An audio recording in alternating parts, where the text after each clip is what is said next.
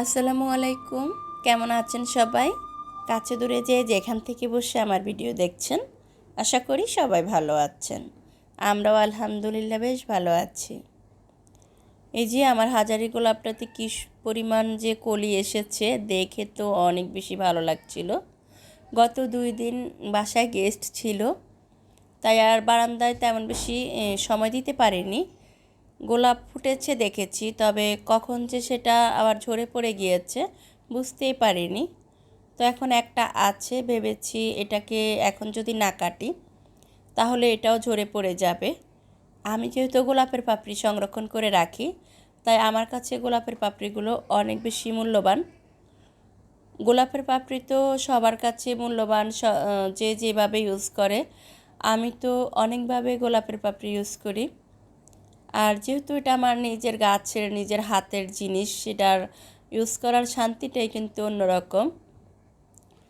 Skin care বলেন আর hair care বলেন, সব কিছুতেই গোলাপের পাপড়ির অবদান অনেক বেশি। সেই সাথে রান্নার কাজেও আমি অনেক সময় ইউজ করি। বাজারের কেনা যে গোলাপ জল, সেটা না ইউজ করে এইভাবে শুকিয়ে গোলাপের পাপড়িটাও ইউজ করা যায়। যাই হোক, দেখতে দেখতে সিয়াম সাধনার মাস বিদায় নিয়েছে। 1 বছরের জন্য শান্তির মাস আমাদের জীবন থেকে চলে গিয়েছে। আবার বেঁচে থাকবো, আবার পাবো, সেটা একমাত্র আল্লাহ ভালো জানে। তো সেই সাথে ঈদও বিদায় নিয়েছে। সব মিলিয়ে বেশ ভালো সময় কাটিয়েছি আলহামদুলিল্লাহ। তবে আপনাদের সাথে তেমনভাবে ভিডিও শেয়ার করতে পারিনি। ঈদের কোনো ভিডিও করিনি, আসলে আমার মোবাইলে একটু সমস্যা হয়েছে। এই জন্য এবার শপিং ভিডিও, ঈদের ভিডিও কোনো কিছু তেমনভাবে করা হয়নি। যাই হোক, ভিডিও শেয়ার করিনি, তবে যেভাবে দিনগুলো কেটেছে আলহামদুলিল্লাহ বেশ ভালো কেটেছে। এখন সব কিছু কাটিয়ে আবার সাধারণ জীবনযাপনে এসেছি, ডেলি রুটিন যেটা আর কি। রমজান মাসে দেখা যায় সকালের নাস্তার ঝামেলা থাকে না, সকালের একটু লেট করে ঘুম থেকে ওঠা, সব কিছু একটু অন্যরকমভাবে কাটে। তবে রমজান মাস পার হয়ে গেলে কিন্তু আবারও আমরা আমাদের রেগুলার রুটিনে ফিরে আসতে হয়। এই যে শুরু হয়ে গিয়েছে রেগুলার রুটিন, সকালের নাস্তা বানানো, বাচ্চাদের স্কুলে পাঠানো, সব কিছু আবার শুরু করতে হবে, যদিও এখন স্কুল খোলেনি। তো সকাল সকাল উঠে বারান্দায় কিছু সময় কাটিয়েছি, তারপরে হচ্ছে যে বেডশিটগুলো দিয়েছি, দিয়ে সেগুলো তুলে নিয়েছি। আর এখন হচ্ছে কিচেনে সকালের নাস্তা বানাচ্ছি সবার জন্য। এভাবে তো দিনটা কাটছে, আর আপনাদের সাথে ছোট ছোট ক্লিক নিয়ে শেয়ার করছি। আমার এই ছোট্ট ভিডিওটা যদি আপনাদের কোনো অংশ থেকে একটু হলেও ভালো লেগে থাকে, সেই ভালো লাগা থেকে হলেও আমি খুব করে চাইছি আমার চ্যানেলটাকে সাবস্ক্রাইব করে আমার পাশে থাকবেন। আপনি যদি ফেসবুক থেকে ভিডিওটা দেখে থাকেন, প্লিজ পেজটা ফলো দিয়ে যাবেন। আর ইউটিউব থেকে দেখে থাকলে ইউটিউব চ্যানেলটা সাবস্ক্রাইব করার জন্য অনুরোধ করছি। লাইক কমেন্ট শেয়ার করতে ভুলবেন না, কারণ আপনাদের একটা লাইক, আপনাদের একটা কমেন্ট আমার চ্যানেলটাকে বড় করতে সাহায্য করবে, আর আমার গন্তব্যে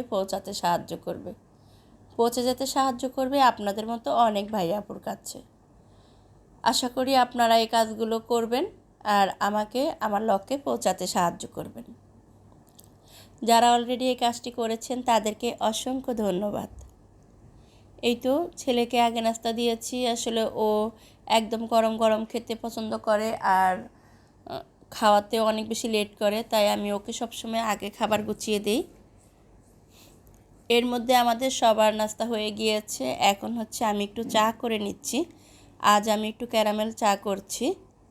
ক্যারামেল চাটা করলে হয় কি, একটু মানে সময় কম লাগে। এমনিতে কিন্তু দুধ চাতে অনেকটা সময় লাগে, একটু সময় নিয়ে লিকার জাল করতে হয়। তো ক্যারামেল চা বানাতে গেলে সেক্ষেত্রে একটু কম সময় লাগে। তো আমার বাসায় যেহেতু কেউ দুধ চা খায় না, আমার মাঝে মধ্যে একটু খেতে ইচ্ছে করে, তো সেটা শুধু আমার জন্য করা হয়, আর কেউ খাবে না। এই তো চা হয়ে গিয়েছে, আর এখন আমি চাটা খেয়ে নিচ্ছি। চাটা ভীষণ মজার ছিল, আর খুব সুন্দর একটা স্মেল ছিল। দুধ চায়ের সাথে লং দিলে এমনিতেও খুব সুন্দর স্মেল আসে।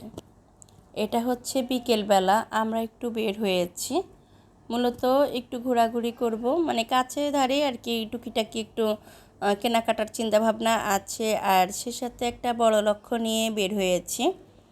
এবার ঈদ শপিং খুব ভালোভাবে করিনি, কিছু সালামির টাকা, কিছু শপিংয়ের টাকা গুছিয়ে রেখেছি। একটা চিন্তাভাবনা মাথায় ছিল, তো সেই চিন্তাভাবনায় আজ বের হয়েছি। তবে সেটা কী চিন্তাভাবনা আজ আপনাদের সাথে শেয়ার করছি না, যখন আনবো তখন আপনাদের সাথে শেয়ার করব। যখন বের হয়েছি তখন কিন্তু অনেক গরম ছিল। ছেলে আবদার করেছে, আম্মু আমি অটোতে যাব, অটোতে বাতাস লাগে আর একটু ভালো লাগে আর কি, খোলামেলা, তাই অটোতে যেতে চায়। তো রাস্তায় গিয়ে এই অটোটা দেখে তো অনেক বেশি খুশি হয়ে গিয়েছে। এটা একটু নতুন টাইপের অটো, অন্য অটোগুলো তো ঘুরানো সিট থাকে, মানে দুই দিক থেকে, যারা উল্টা দিক থেকে বসে তাদের মাথা ঘুরায়, অনেক সমস্যা হয়। তো এইটা হচ্ছে মানে সামনের দিকে লক্ষ্য, দুইটা সিটেরই সামনের দিক মুখ করে বসা যায়।